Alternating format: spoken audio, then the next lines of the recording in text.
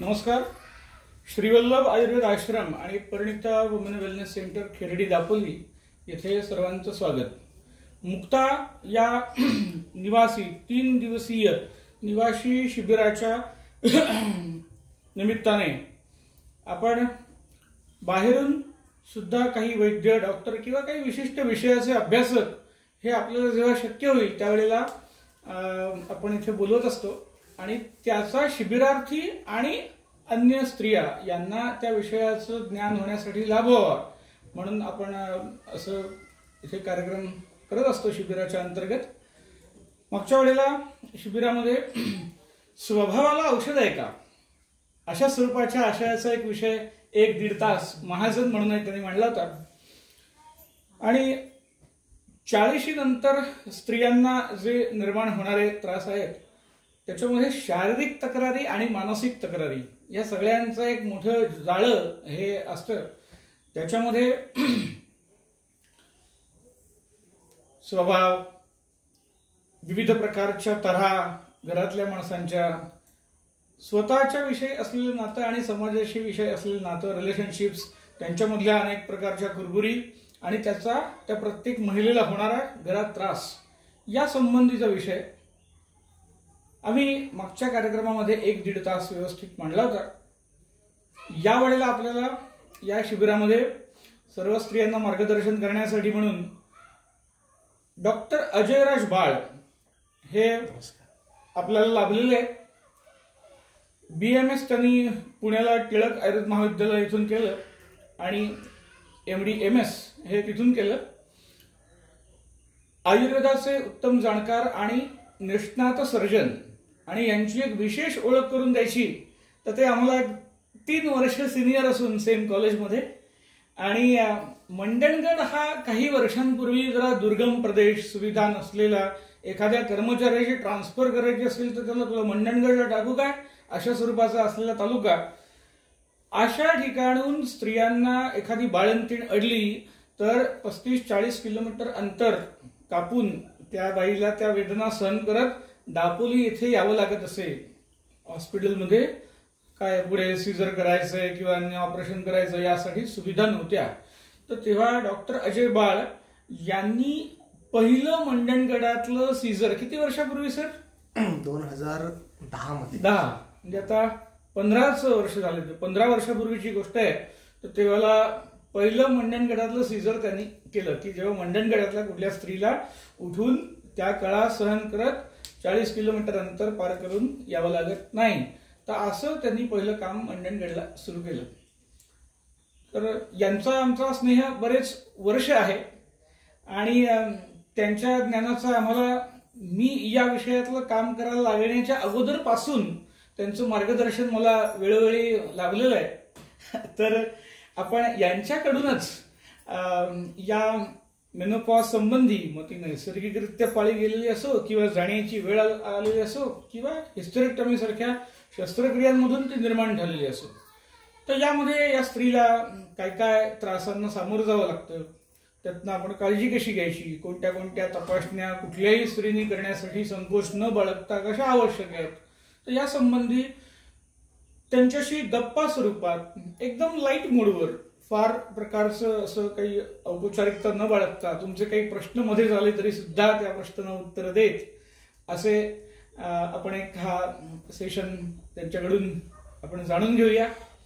आणि कुठलीही औपचारिकता त्याच्यामध्ये न बाळगता सरांचा मी केवळ नमस्कार करून स्वागत करतो आणि नाव तुम्ही लवकरात लवकर सर्वांना मार्गदर्शन करावं आम्ही आस्वाद घेतो. धन्यवाद. Stage is yours. बसून घ्या. धन्यवाद वैद्य समीर सर. सर्वप्रथम आपला श्रीवल्लभ आयुर्वेदाश्रम आणि परिणिता वेलनेस सेंटर ह्या भागामध्ये अतिशय उत्तमरित्या सुरू करून त्याची फलश्रुती आज मी इथे बघतो आहे. त्याबद्दल मी वैद्य समीर परांजपे आणि त्यांच्या ज्या भार्या आहेत त्यांचं मी फार कौतुक करतो की अगदी फार वर्षापूर्वी त्यांच्या मनामध्ये जे स्वप्न होतं ते त्यांनी उत्तमरित्या साकारलेलं आहे. आणि त्या निमित्ताने परत एकदा मी इकडे, आम्ही फार वर्षापूर्वी त्यांच्याकडे आलो होतो, माझं येणं होत नाही फारसं, त्यानिमित्त मला परत यायला मिळालं आणि तुमच्याशी बोलायला मिळालं, ते मला फार समाधान वाटत आहे. माझा जो डॉक्टर प्रवासाचा इतिहास आहे तो थोडक्यात मी तुम्हाला सांगतो की मी स्त्रीरोग तज्ज्ञ कसा झालो, किंवा आज समीर परांजपेंनी सुद्धा हे परिणिता जे चालू केलं ते त्यांच्या आईला जो त्रास होत होता त्याच्या प्रेरणेतनं सुरू केलं, असा इतिहास आहे. तसंच माझंही काहीचं आहे की सुरुवातीला ज्यावेळेस मी अंडर ग्रॅज्युएशनला होतो त्यावेळेस स्त्रियांच्या प्रश्नांशी मी फार निगडीत नव्हतो, पण मला पोस्ट ग्रॅज्युएशनला स्त्रीरोग हा विषय मिळाला. आता आमचे विद्यार्थीसुद्धा इथे आहेत. प्रत्येकजण पोस्ट ग्रॅज्युएशन करण्यासाठी एंट्रन्स एक्झामिनेशनचा अभ्यास करून धडपडत असतो की आपल्याला चांगले मार्क मिळावे, चांगलं कॉलेज मिळावं, जेणेकरून आपल्याला आणखी उत्तम प्रकारे त्या विषयात ज्ञान मिळेल आणि आपण पेशंटची सेवा करू. तसा मला स्त्रीरोग हा विषय मिळाला आणि तोपर्यंत मला काहीही गंध नव्हता. मी डिलिव्हरीसुद्धा बघितलेली नव्हती किंवा स्त्रियांच्या प्रश्नांची जाणीव मला नव्हती. ज्यावेळेस मी या विषयामध्ये प्रवेश घेतला, माझा अभ्यास सुरू झाला, त्यानंतर मला कळालं की घरामध्ये काम करणाऱ्या तसेच नोकरी व्यवसायाच्या ठिकाणी धडपडणाऱ्या स्त्रियांमध्ये अगदी लहानपणापासून, म्हणजे आपण ज्याला पौगंडावस्था म्हणतो, प्युबर्टी म्हणतो, तर अगदी वृद्धावस्थेपर्यंत वेगवेगळ्या प्रकारचे प्रश्न असतात आणि त्या प्रश्नांकडं दुर्लक्ष होतं, विशेषतः त्यांचं स्वतःचं आणि घरच्यांचं. आणि एक डॉक्टर म्हणून मला खूप काही करायचं आहे हे मला त्याच वेळेस कळलं होतं. मी मूळ विदर्भातला आहे. विदर्भामध्ये डॉक्टरांची संख्या भरपूर आहे. मी ज्या गावातनं आलेलो आहे, माझं तालुक्याचं ठिकाण आहे आणि आजच्या मितीला तिथे जवळपास 50 स्त्रीरोग तज्ज्ञ आहेत. त्यामुळे तिकडे माझी गरज नव्हती असं मला वाटलं आणि म्हणून मी कोकणातच थांबण्याचा निर्णय घेतला होता. तर हा जो काही प्रवास स्त्रियांच्या आयुष्यामध्ये होत असतो, साधारणपणे पौगंडावस्थेपासून तर वृद्धावस्थेपर्यंत, याचे साधारणपणे 3 किंवा 4 टप्पे आपण मानू शकतो. एक जे किशोर वय असतं, किशोर वयामध्ये शरीरात वेगळ्या प्रकारचे बदल त्यांच्यामध्ये घडत असतात आणि त्यावेळेस एवढी प्रौढावस्था किंवा प्रौढता आलेली नसते की ते नीट समजून घ्यायचं आणि मग घरामध्ये वेगवेगळ्या प्रकारचे प्रसंग निर्माण होतात, संघर्ष निर्माण होतो. तर मी या विषयावरचं एक ट्रेनिंग घेतलं होतं दिल्लीला. साधारण 8 ते 10 दिवसांचं ते ट्रेनिंग होतं आणि त्यामध्ये किशोर वयीन अवस्थेचा एवढा सखोल अभ्यास केलेला होता की मला स्वतःला आश्चर्य वाटलं की अरे हे खरोखर एवढं असते की काय.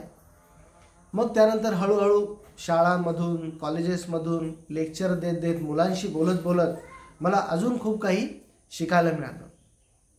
तर जसा हा पौगंडावस्थेचा विषय आहे त्याच पद्धतीने रजोनिवृत्ती किंवा मेनोपॉज हा एक महत्त्वाचा टप्पा स्त्रियांच्या आयुष्यामध्ये असतो. आमच्या आयुर्वेदामध्ये सांगितलेलं आहे की ठराविक वयाच्या अवस्था असतात. बालावस्था आहे, तरुणावस्था आहे आणि वृद्धावस्था आहे. तर वृद्धावस्था सुरू होण्याचा जो काळ आहे त्याला आपण ट्रान्झिशन म्हणतो, म्हणजे एका अवस्थेमधून आपण दुसऱ्या अवस्थेमध्ये जातो. तर ह्याचा जो मधला काळ आहे तो आहे रजोनिवृत्तीचा किंवा मेनोपॉजचा काळ. कदाचित आपल्याला स्वतःला जाणवत नाही, म्हणजे आता तुम्ही सर्व स्त्रिया आहात, तुमच्यापैकी काही जणींनी हे अनुभवलं असेल आणि काहींनी अजून अनुभवलं नसेल. पाळी सुरू होताना कधी कधी अनियमित मासिक पाळी असते मुलींमध्ये आणि हळूहळू ती नियमित व्हायला लागते. तसंच पाळी जाताना देखील अनियमितता आपल्याला पाळीमध्ये दिसून येते. त्यालाच आमच्या भाषेमध्ये क्लायमॅक्ट्रिक असं म्हणतात किंवा पेरिमेनोपॉझल पिरियड असं म्हणतात. लिटरेचरमध्ये, पुस्तकामध्ये असं सांगितलेलं आहे की हा कालावधी साधारणपणे 10 वर्षाचा असू शकतो. म्हणजे साधारणपणे आज लक्षणं जर सुरू झालीत मेनोपॉजची तर पूर्णपणे होण्यासाठी आपल्याला 10 वर्षाचा कालावधी लागू शकतो. आणि हा काळ फार मोठा असल्यामुळे या काळामध्ये जे बदल घडतात ते काही लोकांना त्रासदायक असू शकतात. आता यामध्ये कुठले कुठले बदल घडू शकतात तर साधारणपणे काही लक्षणं मानसिक असतात, काही शारीरिक असतात. मानसिक लक्षणांमध्ये चिडचिडपणा वाढणे, बेचैनी वाटणे किंवा असुरक्षित वाटणे. शारीरिक लक्षणांमध्ये धडधडणे किंवा अचानक उष्णता जाणवणे, ऑक्सिजनची कमतरता आहे की काय घरामध्ये असं वाटून घराच्या बाहेर रात्री 2 वाजता जाग येते झोपेतनं, असं वाटतं की उठून बाहेर जाऊ आता. याशिवाय सांध्यांच्या तक्रारी, हृदयामध्ये धडधडणे जे कधी जाणवलेलं नसतं, छातीत वेदना होतात, पचनाच्या तक्रारी, अचानक वजन वाढणे किंवा कमी होणे आणि सगळ्यात त्रासदायक म्हणजे सांधेदुखी, गुडघे दुखायला लागतात. तर अशा प्रकारे तक्रारी हळूहळू उद्भवायला लागतात. केसांच्या समस्या, चेहऱ्यावरचे बदल शरीरामध्ये घडणारे हे आपल्याला हळूहळू दिसायला लागतात. आता ह्या सर्वांमधनं आपल्या जी घरची मंडळी आहेत त्यांचं कसं असतं बघा. साधारणपणे मुलं जी आहेत, आता हल्ली लग्नाचं वय 20, 25, 30पर्यंत सुद्धा आलेलं आहे. आणि जेव्हा स्त्रिया ह्या मेनोपॉजच्या वयापर्यंत येतात तेव्हा साधारण मुलं 20, 22 या वयाची झालेली असतात. आणि त्यांना तोपर्यंत कसं असतं की आई मला हे दे, आई मला ते दे. नवऱ्याचं कसं असतं, घरी आल्यावर हातात पाणी, चहा, काय हवं नको ते बघणे, घरी पाहुणे असतील त्यांचं पण करणे, सगळे सणवार घरी साजरे झाले पाहिजेत, सगळे उत्सव झाले पाहिजेत, लग्न, आले गेले पाहुणे सगळं बघितलं पाहिजे. आणि हे करत असताना जे वर्किंग वुमन असतात त्यांनी बाहेरची सुद्धा जबाबदारी तेवढ्याच कुशलतेने सांभाळली पाहिजे. अशा अपेक्षा ह्या घरातल्या सगळ्यांच्या असतात. आणि इकडे स्त्रीच्या मनामध्ये युद्ध सुरू असतं, शरीरामध्ये एक प्रकारचं युद्ध सुरू असतं. का तर मेनोपॉजचे सगळे सिम्पटम्स हळूहळू येत असतात. आणि ज्यांना हे माहिती आहे की आता आपला मेनोपॉज होतो आहे त्यांना थोडंफार तरी एक आयडिया असते त्या विषयात की आता आपल्यात बदल घडणार आहेत आणि काहीतरी वेगळं होणार आहे. पण ज्यांना अजिबातच काही माहिती नाही आहे त्या लोकांमध्ये मात्र मग संघर्ष निर्माण होतो कुटुंबात. म्हणजे ती स्त्री म्हणते मला आता काही करायचं नाही आहे आणि मुलं म्हणतात आई आता तू कालपर्यंत करत होतीस, आज का नाही म्हणतेस, काय झालं तुला. नवऱ्याच्या सुद्धा अपेक्षा वाढलेल्या असतात. आणि अशा वेळेस मग एखाद्या नातेवाईकांच्या सल्ल्याने किंवा अनावश्यक लोकांच्या सल्ल्याने किंवा घाबरून काही वेळा पिशवी काढण्याचा निर्णय घेतला जातो. म्हणजे आता मी कॉलेजमध्ये प्रोफेसर आहे, त्याचप्रमाणे माझं स्वतःचं हॉस्पिटलसुद्धा आहे. तर बऱ्याचदा असं होतं की पेशंट डॉक्टरांची चिठ्ठी घेऊन येतात, डॉक्टर आम्हाला गर्भपिशवी काढायची आहे, आम्हाला हे नको आहे. का, काय झालं, नाही 2 पाळ्या माझ्या भरपूर ब्लिडिंग गेलं अंगावर. मग त्या पेशंटचं आम्ही काउन्सिलिंग करण्याचा प्रयत्न करतो की हे साहजिक आहे, स्वाभाविक आहे. तुमच्या शरीरामध्ये रक्ताचा जर पुरेसा साठा असेल तर तुम्हाला पिशवी काढण्याची गरज नाही आहे. आपण थोडा शरीराला वेळ देऊयात, जे काही शरीरामध्ये कमतरता आहे ती भरून काढूयात. आणि मग त्यानंतर जर नाहीच जर फरक पडला, आपल्याला आराम नाहीच झाला तर आपण पिशवी काढण्याचा निर्णय घेऊ असं आम्ही पेशंटला सांगतो. काही पेशंट ऐकतात आणि काही पेशंटचा धीर सुटलेला असतो. पेशंट म्हणतात नाही डॉक्टर आम्हाला गर्भपिशवीचं ऑपरेशन करायचंच आहे आणि मग पेशंट ऑपरेशन करतात. मग काही वेळा कंटाळा म्हणून, तर काही वेळा घाबरून, तर काही वेळेला खरोखर होणाऱ्या त्रासापायी हे पिशवीचं ऑपरेशन केलं जातं. तर आता सगळ्याच पेशंटला पिशवी काढण्याची गरज आहे का, तर नाही. पिशवी काढण्याचे फायदे आणि तोटे काय आहे, तर बऱ्याचदा असं होतं की आता मुलं बाळं झालेले आहेत, कुटुंब नियोजनाचं ऑपरेशन पण झालेलं आहे आणि आता काही गरज नाही आहे, काम झालेलं आहे, पिशवी काढून टाका, असं थोडंसं मनामध्ये येणं साहजिक आहे. परंतु तुम्हाला कदाचित माहिती नसेल की हे जे हॉर्मोन्स आहेत जे याचं सगळ्याचं नियंत्रण करतात ते इस्ट्रोजन, प्रोजेस्ट्रॉन आणि टेस्टोस्टेरॉन नावाचे हॉर्मोन्स आहेत. ह्यांचं कार्य हृदयावर देखील आहे, त्वचेवर आहे, केसांवरती आहे, हाडांवर सुद्धा आहे. आपल्या हाडांच्या, बळकट हाडांच्या निर्मितीमध्ये इस्ट्रोजनचा खूप महत्त्वाचा वाटा असतो. म्हणूनच मग जेव्हा स्त्रियांची मासिक पाळी निघून जाते त्यांना त्यानंतर हाडं ठिसूळ होणे किंवा केसांच्या समस्या किंवा हृदयाच्या समस्या किंवा डायबिटीससारखे आजार यांचं प्रमाण जास्त प्रमाणात दिसून येतं आपल्याला. आणि तेच जर त्यांना मासिक पाळी व्यवस्थित सुरू असेल तर त्यांच्यामध्ये शक्यतो आजार कुठले येत नाही, त्यांची तब्येत चांगली राहते.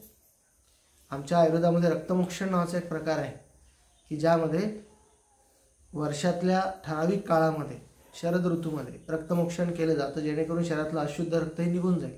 तर स्त्रियांमध्ये स्वभावताच 50 वर्षापर्यंत याती पंचा शतः क्षय, पण जोपर्यंत मासिक पाळी निघून जात नाही तोपर्यंत थोड्या प्रमाणात का होईना शरीरावाटे रक्तस्राव होत असतो. त्यामुळे स्त्रियांचं आरोग्य हे अधिक उत्तम राहतं. आता मी बघतो ना की स्त्रिया पुरुषांना घेऊन येतात दवाखान्यामध्ये की ह्यांना बरं नाही, ह्यांना बघा, पण वस्तुतः त्या फारशा आजारी पडत नाही. पुरुषांना घराच्या बाहेर गेल्यामुळे कामाचा ताण, अनियमित खाणं पिणं ह्या सगळ्या गोष्टींमुळे आजार पण उलट त्या तुलनेत जास्त दिसून येतात. हृदयाचे आजार म्हणा, डायबिटीससारखे आजार म्हणा किंवा अन्य काही मानसिक त्राससुद्धा पुरुषांमध्ये याचं प्रमाण जास्त आहे आणि स्त्रियांमध्ये मात्र मला आजारांचं प्रमाण हे कमी दिसून येतं. त्याचं कारण, मुख्य कारण हे आहे. तर मेनोपॉज ही संकल्पना आपण सगळ्यांनी जर व्यवस्थित समजून घेतली आणि जे काही बदल शरीरात घडत आहे त्याचा आपण सहजतेने स्वीकार केला तर आपल्याला अगदी सहजगत्या या सगळ्या विषयांना आपण तोंड देऊ शकतो आणि आपले निर्णय आपण कसे घ्यायचे हे आपल्याला ठरवता येऊ शकतं. म्हणजे आता माझी मैत्रीण म्हणते आहे की तिच्या शेजारच्या घरामध्ये असं झालं तसं झालं, असं ऐक्यू माहितीवर विश्वास न ठेवता आपल्या मनामध्ये ज्या शंका आहेत किंवा आपल्या तब्येतीच्या बाबतीत जे काही आपण रिपोर्ट्स करतो, मी त्याबद्दल बोलणारच आहे की कुठले कुठले रिपोर्ट्स कुठल्या कुठल्या वेळेला करावे लागतात आणि त्याचे फायदे कसे होतात किंवा तोटे काय आहेत. तर त्या रिपोर्टनुसार आपणच ठरवायचं आहे की आपण आपल्या बाबतीमध्ये काय निर्णय घ्यायचा आहे. पिशवी काढल्याच्या नंतर त्याचे वेगवेगळे प्रकार असतात पिशवी काढण्याचे. म्हणजे उदाहरण जर द्यायचं झालं तर सबटोटल हिस्टेक्टॉमी मध्ये काय केलं जातं की पिशवीचं तोंड ठेवलं जातं आणि वरचा भाग काढला जातो. टोटल हिस्टेक्टॉमीमध्ये संपूर्ण पिशवी काढली जाते. आणि पॅन हिस्टेक्टॉमीमध्ये गर्भाशय पिशवी आणि दोन्ही ओव्हरीज अंडाशय सुद्धा काढले जातात. आणि रॅडिकल हिस्टेक्टॉमी त्याला आम्ही वर्दॅम्स म्हणतो, जी कॅन्सरसारख्या मोठ्या आजारात केली जाते. त्यामध्ये मात्र ज्या ज्या ठिकाणी कॅन्सर पसरलेला आहे अशा ठिकाणचा संपूर्ण भाग हा काढून टाकला जातो. तर असे हिस्टेक्टॉमीचे प्रकार आहेत. या व्यतिरिक्त काही पेशंटमध्ये गंभीर शारीरिक आजारांमध्ये आपल्याला मासिक पाळीचं चक्र थांबलेलं दिसतं. मी एक उदाहरणादाखल सांगतो. माझ्याकडे एक मावशी काम करत होती, मी देवरुखला असताना.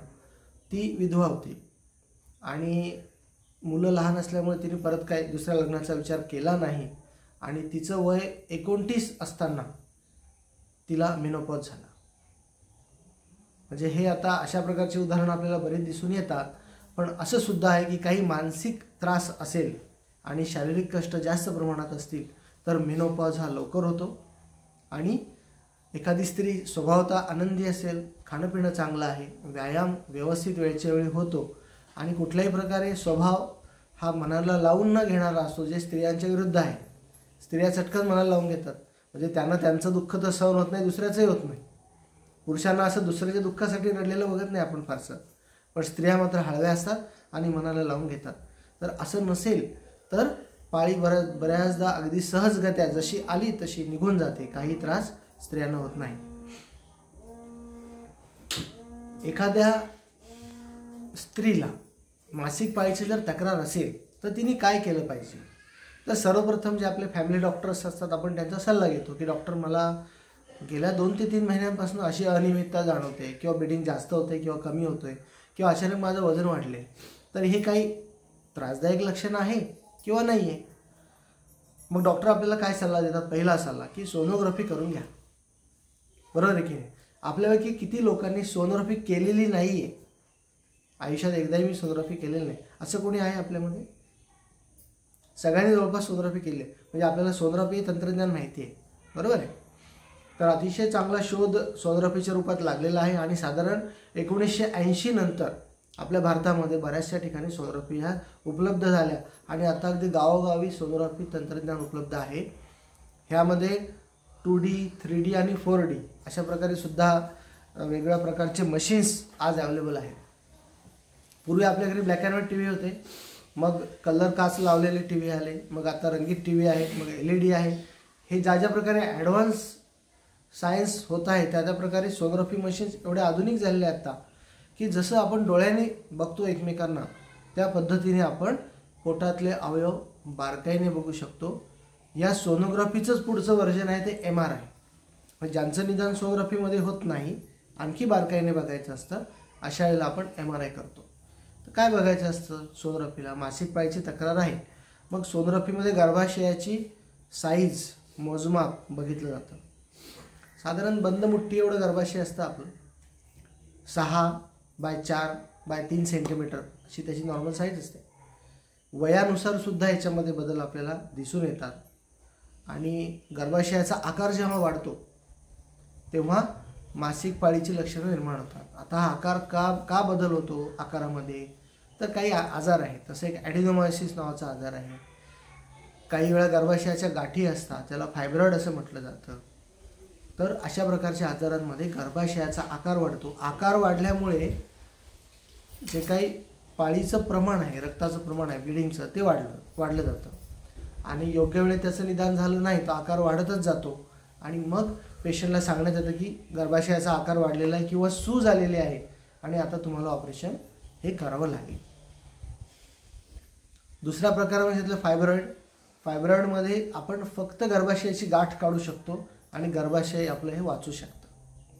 काही वेळेला कॅन्सरसारखे आजार असू शकतात. आता हे कॅन्सरचं निदान कसं करायचं, तर आपल्या ग्रामीण भागामध्ये सुद्धा आजकाल कॅन्सर तपासण्याच्या सोयी उपलब्ध झालेल्या आहेत. त्याच्यामध्ये गर्भाशयाच्या आतला स्तर जो आहे तो खूप जाड राहत असेल. साधारणपणे मासिक पाळी चालू झाल्याच्या नंतर हा स्तर जो आहे 3 ते 5 मिलीमीटर असतो आणि ज्या वेळेस पाळीचा मधला काळ असतो त्यावेळेस 10 ते 12 मिलीमीटर असा हा स्तराची जाडी असते या. आणि ही जर जाडी सतत खूप मोठी राहिली, 15 मिलीमीटरपेक्षा जास्त आहे, कधीही सोनोग्राफी करा स्तर जाडच आहे, तर तो एंडोमेट्रियल कॅन्सर म्हणजे गर्भाशयातल्या आतल्या स्तराचा कॅन्सर असू शकतो. आणि जर ब्लिडिंगच्या तक्रारी असतील आणि गर्भाशयाच्या मुखाचा जर कॅन्सर असेल तरीसुद्धा अधूनमधून पाळी नसताना रक्तस्राव होणे हे महत्त्वाचं लक्षण आपल्याला दिसून येतं. आणि ह्याला फार मोठ्या तपासण्या लागत नाही. एक पॅप स्मिअर नावाची तपासणी आहे, साधारण 800-1000 रुपयापर्यंत तिचा खर्च होतो आणि खेडला तर उपलब्ध आहेच आहे. दापोलीतही काही ठिकाणी डॉक्टर्स हे करून घेतात. तर ह्या तपासणीद्वारे आपण प्राथमिक अवस्थेमध्ये कॅन्सरचं निदान करू शकतो आणि पिशवीसुद्धा वाचवू शकतो आणि भविष्यातला त्रास देखील वाचवू शकतो. तर सोनोग्राफी आणि पॅप स्मिअर ह्या 2 अतिशय महत्त्वाच्या तपासण्या आहेत कॅन्सरचं निदान होण्यासाठी. तर ज्यांची पाळी अनियमित आहे अशा लोकांनी 2 वर्षातून एकदा तरी किमान ही तपासणी करून घेणं गरजेचं आहे. आता मानसिक बदलांच्या बाबतीत म्हणाल तर माझं असं मत आहे की आपण प्रत्येक जण एक व्यक्ती म्हणून स्वतंत्र आहोत. जरी जन्म आपण दुसऱ्याच्या घरी घेतो, राहायला आपल्या लग्नानंतर आपण दुसरीकडे जातो, तरीसुद्धा आपलं अस्तित्व हे टिकून ठेवणं हे आपलं काम आहे. त्यामुळे मला माझ्या लहानपणी माझ्या घरी जशी सवय होती की तुमचं ताट जेवताना तुम्ही उचलून घ्यायचं आहे, जेवण झालं की परत उचलून जागेवर ठेवायचं आहे आणि घरातली जी कामं आहेत छोटी मोठी का होईना त्याच्यामध्ये सगळ्यांचा सक्रिय सहभाग होता आमचा. सुट्टीच्या दिवशी आम्हाला घरातली कामंही करावी लागायचीच आणि कुठलंही काम छोटं किंवा मोठं आहे असं मी आजही मानत नाही. जरी मी डॉक्टर आहे, माझ्या हाताखाली बरेचशी लोकं आहेत, तरीसुद्धा जर गरज पडली तर अगदी बाळाला आंघोळ घालण्यापासून सगळं आम्ही करू शकतो आणि तसं आम्हाला करता येतं. आत्ता तशी वेळ हल्ली येत नाही, पण पूर्वी जेव्हा वेळ येतो तेव्हा आम्ही हे सगळं करत होतो. तात्पर्य एवढंच आहे की तुम्ही तुमच्या घरामध्ये मुलांना सवय लावताना अशाच सवयी लावा की तुम्ही स्वावलंबी व्हा. आमच्यावर अवलंबून आई हातात देईल तोपर्यंत मी खाणार नाही अशी भूमिकाच नको. मला भूक लागली, माझं मी वाढून घेतलं आणि माझं झालं की मी ताट उचलून ठेवलं, स्वच्छ करून ठेवलं. म्हणजे प्राथमिक तरी ह्या गोष्टी, कपडे आपले वाळत घालणे किंवा घड्या करून ठेवणे कपाटामध्ये, अशा पद्धतीने छोटं छोटं स्वातंत्र्य तुम्ही मुलांना हे आधीपासून जर शिकवलं तर मग तुम्हाला मेनोपॉज होताना ह्या गोष्टी फार जड जाणार नाही. किंवा पत्नीला बरं नाही आहे हे पतीला कळणं आणि त्याने पत्नीची सेवा करणं, तुला चहा करून देऊ का, तुला नाश्ता देऊ का, एकमेकांना आपण मदत करणं फार गरजेचं आहे. आणि ती सवय देखील आपण योग्य वेळी लावली पाहिजे. नसेल लावली तर आता योग्य वेळ आहे, इथून पुढे सुरुवात करा. हळूहळू कोणालाही न सांगता हे बदल करायचे असतात. आणि आपलं अस्तित्व टिकून ठेवण्यासाठी, आपलं शरीर चांगलं ठेवण्यासाठी 3 गोष्टी खूप महत्त्वाच्या आहेत. एक म्हणजे सकस आहार, शिळं अन्न सगळ्यांचं जेवण झाल्यानंतर उरलेलं आपल्या वाटेला असं होऊ नये. वेळेवर चांगलं ताजं जेवण तुम्हीच बनवता आणि तुम्हीच जेवत नाही, सगळ्यांचं झाल्यानंतर तुम्ही जेवता. तर सकाळचा नाश्ता पोटभर, त्याचं कारण सांगतो तुम्हाला. आपलं जेवण किती वाजता होतं साधारण रात्री? तुम्ही किती वाजता जेवता? 8 वाजता जेवता. आणि सकाळचं जेवण किंवा नाश्ता नाहीच होत, बरोबर. म्हणजे साधारण सकाळच्या जेवणात आपण 12ची जरी वेळ पकडली तरी रात्रीचं 8 वाजताचं जेवण आणि दुपारी 12चं जेवण किती अंतर झालं नाही का. आपला जो मेंदू आहे तो सतत कार्यरत असतो. जरी आपण विश्रांती घेतो, मेंदू काही झोपत नाही, तो 24 तास काम करत असतो. त्या मेंदूला आपल्याला जेवण जर द्यायचं असेल, पुरवठा करायचा असेल तर आपल्याला योग्य वेळी आणि योग्य प्रकारे खाणं गरजेचं आहे. मग ताजं अन्न हे सगळ्यात उत्तम घरी बनवलेलं. किंवा जर तुम्हाला शक्य असेल, नसेल घरीच जेवणं रोज मला शक्य नाही, आय एम वर्किंग वुमन, तर जेव्हा जेव्हा शक्य होईल तेव्हा चांगली फळं खाणं, सुका मेवा ह्याचा आपल्या जेवणामध्ये समावेश करणं फार गरजेचं आहे. त्याचबरोबर व्यायाम, अगदी स्वतःसाठी व्यायाम करणं गरजेचं आहे. स्वतःसाठी असं मी का म्हणतो, आता मला विचारतात बऱ्याचशा स्त्रिया, डॉक्टर आम्ही घरात काम भरपूर करतो, पाणी भरतो, हे करतो ते करतो. मी त्यांना काय म्हणतो, आता ही वस्तू मी इथून इथे ठेवली म्हणजे हाताचा व्यायाम झाला का? नाही झाला. माझा उद्देश काय आहे, ही वस्तू इथून इथे ठेवणे हा माझा उद्देश आहे. व्यायाम करताना आपल्या डोक्यामध्ये सुद्धा असतं, आपल्या मनात असतं की हे मी जे काही करते आहे ते माझ्या स्वास्थ्यासाठी आहे. ही 10 पावलं मी माझ्या स्वतःसाठी चाललेली आहे. आणि अशी भावना जर आपल्या मनामध्ये असेल तर जी भावना ठेवून आपण जे काम करतो त्याचं फळ आपल्याला तसंच मिळतं. कारण काम करताना आपल्या डोक्यात आपण गॅसवर भांडं ठेवतो, तिकडे पाणी आलेलं असतं, बादली वाया जात असते, बाहेर दूध आलेलं असतं, मुलांची शाळेत जायची गडबड असते, म्हणजे आपल्या डोक्यामध्ये 4 कामं असतात एकाच वेळेला. आणि हे मी बघतो बऱ्याचदा, माझ्या घरी पण तेच असतं, नाही का? तर स्वतःसाठी थोडासा वेळ द्या. आपल्या शरीर काय म्हणतंय माझं ते जरा त्याचा आतला आवाज थोडासा ऐका, कुरबुर काय चाललेली आहे का, आणि वेळी सावध व्हा. आपल्याला बऱ्याचशा गोष्टींची गरज असते. आता तुम्ही हसलात, असं मनमुराद दिवसात एकदा तरी आपल्याला हसता आलं पाहिजे. एक चांगली जवळची मैत्रीण आपल्याला हवी असते की जिला आपल्या मनातलं आपण सांगू शकलो पाहिजे.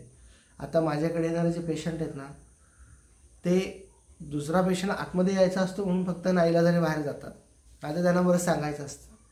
आणि मला असं वाटतं की 80% लोकांना सांगूनच बरं वाटतं, 20% लोकांनाच फक्त औषध द्यायला लागतं. ते येतात, सांगतात, त्यांना बरं वाटतं, ते जातात, ह्याच्या पलीकडे काही नाही. तर तुमच्या मनातलं तुम्हाला सांगता आलं पाहिजे आणि समोरच्या माणसाने सांगितल्यानंतर ते त्याच्या जवळच ठेवलं पाहिजे.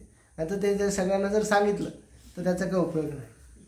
त्यामुळे असं जर जवळचं कोणी नसेल तर आपणच आपल्याला सांगितलं पाहिजे की मला असं होतंय, मला तसं होतंय, स्वतःशी संवाद साधला पाहिजे.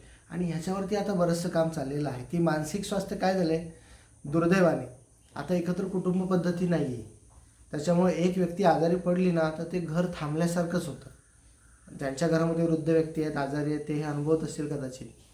त्यामुळे आपणच एकमेकांना मदत केली पाहिजे, शेजार पाजार धर्म पाळला पाहिजे. मोठ्या शहरांमध्ये फ्लॅट संस्कृतीमध्ये तर शेजारी काय चाललं आहे कळतसुद्धा नाही. माझं जेव्हा शिक्षण अंडर ग्रॅज्युएशन झालं तेव्हा आम्ही मित्र असे होतो की एकमेकांना चहा पिण्यासाठी आम्ही 2-2 तास थांबायचो, नाश्ता करण्यासाठी 2-2 तास थांबायचो वाट बघत एकमेकांची. आणि ज्या वेळेस मी पोस्ट ग्रॅज्युएशनला गेलो तर एक दिवस मी माझ्या रूममध्ये 2 दिवस नव्हतो एक वेळेला. आणि तिसऱ्या दिवशी मी जेव्हा रूममध्ये आलो तेव्हा मला असं कोणी विचारलं नाही की तू 2 दिवस कुठे होतास. तिथली पद्धत माझ्या लक्षात आली. जो हजर आहे त्याला तेवढ्यापुरतं विचारलं जातं, तू येतोस काय. तो हो म्हटला तर ठीक आहे, तो नाही म्हटला त्याला कोणी परत विचारत नाही. तर ही या प्रकारची जी पद्धत आहे ते मला लक्षात आलं की हे प्रोफेशनल कॉलेज आहे. इथे एकमेकांशी मैत्रीपूर्ण व्यवहार तर आहेत पण त्यामध्ये कुठेतरी व्यावसायिकता आहे. एकमेकांना धरून ठेवणे, घट्ट मैत्री, कृष्णसुदामा यासारख्या ज्या गोष्टी आहेत या इथे शक्य नाहीत. हे सगळे प्रॅक्टिकल लोक आहेत. त्यामुळे माझे जे लहानपणीचे मित्र आहेत तेच माझे खरे मित्र आहेत. त्यांच्याशी मी माझं सुखदुःख शेअर करू शकतो. आज फोनवर का होईना मी त्यांना बोलू शकतो अगदी मोकळेपणाने. तर असं जवळचं आपल्याला कोणीतरी हवं असतं. आणि तब्येतीच्या तक्रारी उद्भवल्यानंतर ते आपण घरामध्ये सांगू शकलो पाहिजे की मला आता हा त्रास होतोय. कुठेतरी थांबून नव्याने काहीतरी सुरुवात आपल्याला करायची असते स्वतःसाठी. आणि जर आपण आपली काळजी घेऊ शकलो तरच आपण घरच्यांची काळजी घेऊ शकतो. कारण माझी आजी, माझी आई, त्यानंतर माझी पत्नी यांच्याकडे मी जेव्हा बघतो तेव्हा माझ्या असं लक्षात येतं की पूर्वीच्या काळामध्ये घरामध्ये एक महत्त्वाचा खांब असायचा. त्याला काय म्हणतात माझ्या आता लक्षात नाही, परंतु त्या खांबाभोवती सगळं घर हे आवरून तो खांब जर निघाला तर घर कधी कोसळून जाईल अशी अवस्था होती. त्या पद्धतीने स्त्रिया आजही घरामध्ये महत्त्वाची भूमिका बजावतात. आणि ज्यांना असं वाटतं, जे पुरुष असतील किंवा स्त्रिया असतील, की माणूस घराच्या बाहेर जातो म्हणजे तोच काम करतो आणि घर ही जबाबदारी नाही आहे, तर मला त्यांना असं सांगावंसं वाटतं की हे चुकीचंच आहे. आणि जे घराला महत्त्व देतात त्यांच्याच घरामध्ये आरोग्य चांगलं टिकून राहणार, त्यांचं घर हे पुढं जाणार. कारण घर ही जास्त मोठी जबाबदारी आहे बाहेरपेक्षा. कारण बाहेर जेव्हा काही गोष्टी घडतात ना तेव्हा आपण त्या बाहेरच ठेवून येतो, ते काही घरी घेऊन येत नाही. काय वाद असतील, संकट असतील, काही चॅलेंजेस असतील जे बाहेर फेस करायला लागतात. घर आल्यानंतर आपण निवांत राहिलो पाहिजे. तिथे असं आपल्याला थांबावंसं वाटलं पाहिजे. आणि ज्या घरामध्ये कटकटी असतात, भांडण असतात, तिथे लक्ष्मीसुद्धा टिकत नाही. माणसं तर जातातच, नको घरात त्रास आहे, भांडण आहे. आणि हे घरातलं वातावरण कोण चांगल्या प्रकारे टिकवू शकतं, तर घरातली करती स्त्री हे टिकवू शकते. आणि तिचं जर आरोग्य व्यवस्थित नसेल तर ती घरावर कंट्रोल ठेवू शकत नाही. म्हणून घरासाठी आणि स्वतःसाठी आपण स्वतःकडे लक्ष दिलं पाहिजे. वेगवेगळ्या प्रकारची औषधं यामध्ये दिली जातात. ॲलोपॅथीमध्ये खूप सारा रिसर्च यावर चालू आहे. आणि सुदैवाने मला असं सांगावंसं वाटतं की मी आता दोन्हींचा अभ्यासक आहे. मी आयुर्वेदाचा सुद्धा अभ्यासक आहे, मी ॲलोपॅथीचा सुद्धा अभ्यास करतो, सर्जरीसुद्धा करतो आणि पंचकर्मसुद्धा ॲडवाईस करतो पेशंटला. तर ॲलोपॅथी बऱ्याचशा ठिकाणी मागे आहे, त्या ठिकाणी आयुर्वेद पुढे आहे. पंचकर्म ही जी ट्रीटमेंट आहे त्या ट्रीटमेंटला आयुर्वेदामध्ये अपुनर्भव चिकित्सा असं म्हटलं जातं. म्हणजे एकदा एखाद्या आजारासाठी जर पंचकर्म केलं, तो आजार मुळातनं बरा झाला तर परत तो काय उद्भवत नाही. तसं ॲलोपॅथीमध्ये नाही आहे. हार्मोन रिप्लेसमेंट थेरपी नावाची एक थेरपी आहे की जी मेनोपॉजच्या सिम्पटमवरती काम करते. पण त्या रिप्लेसमेंट थेरपीचे साईड इफेक्ट म्हणून कॅन्सरसारखे आजार होऊ शकतात, ब्लड प्रेशरसारखा आजार होऊ शकतो, किंवा मेंदूमध्ये रक्ताच्या गाठी, म्हणजे आपल्याला माहीतसुद्धा नाही, अशा प्रकारे साईड इफेक्ट हार्मोन रिप्लेसमेंट थेरपीचे आहेत. तुम्ही ॲलोपॅथीची कुठलीही गोळी घ्या, साधी पॅरासिटामॉल घ्या, तुम्हाला 10 ते 15 प्रकारचे साईड इफेक्ट त्यामध्ये दिसतील. आणि त्या पॅथीचं कौतुक असं आहे की त्या लोकांनाही माहिती आहे, ते सगळं सांगतात, पण पर्याय नाही आहे म्हणून लोकांना तिकडे जावं लागतं, कारण झटपट आपल्याला त्यामध्ये रिझल्ट मिळतात. मग ह्या झटपट रिझल्टमुळे काय होतं की बऱ्याचदा जे चांगलं आहे, जे टिकाऊ आहे ते मागे पडतं. जसं की आपला आयुर्वेद आहे आणि जे सहज उपलब्ध आहे आणि ताबडतोब गुणकारी आहे अशा पॅथीचा स्वीकार केला जातो. तर आपण बॅलन्स करायचं आहे, हेही चांगलं आहे, हेही चांगलं आहे. ज्यावेळी ज्याची गरज असेल आपल्याला त्याचा आपण वापर करायचा आहे.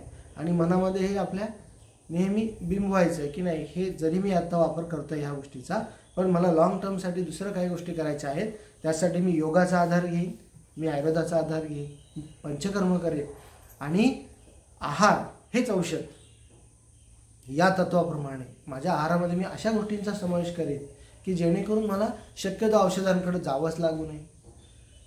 आमच्या शास्त्रामध्ये असं म्हटलं जातं की जो निष्णात वैद्य असतो तो कमीत कमी औषधं देतो, आणि ज्याला काही माहिती नसतं तो खूप सारी औषध देतो. 10 पैकी 1 औषध जरी लागू पडलं तरी पेशंटला बरं वाटेल.